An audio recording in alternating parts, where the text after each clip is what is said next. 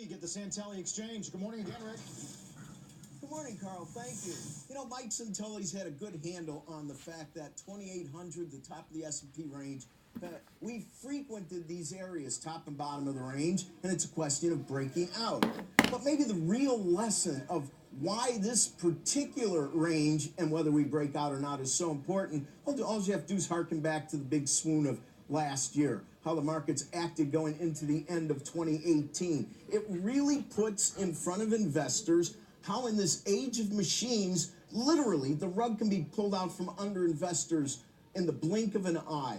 Machines turn quickly. I know there's lots of talk on Capitol Hill about taxing transactions.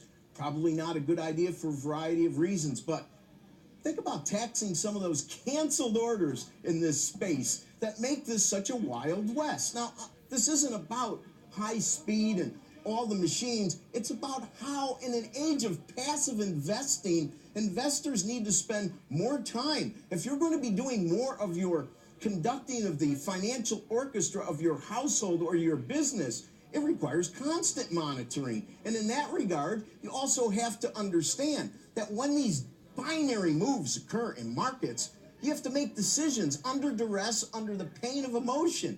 These are tough for many people to deal with. And the feelings of the end of last year don't extinguish very quickly. You know, I really cut my teeth on a big event in '87, the big crash. And markets still exhibit tendencies that were formed at that time. Knee-jerk reactions in treasuries when equities get ugly, all these things. Well, the new notion, especially now, as we look at markets in the U.S. year to date, the UK year to date, Italy, Japan, their stock markets aren't at the same level as ours, but the patterns are so similar. That doesn't make me feel good. I don't like when we get these correlations that aren't tethered more to fundamentals. It's this global pull. And one could say, well, maybe global trade is the issue, and that's why good news or bad news moves all stocks together. But this is a condition we've seen for a while. At the end of the day, I would look at markets in the following fashion.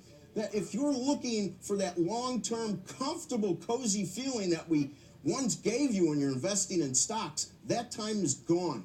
Markets can go from passive to guns hot in a nanosecond, and the only way to deal with that type of investing is to do your homework and have that plan for duress pre-thought, because nobody makes good decisions in the heat of a big market move. Carl, back to you. A lot of traders know exactly what you mean, Rick. Thank you very much. We did have a bit of a stumble here. Dow back in the red by about 24.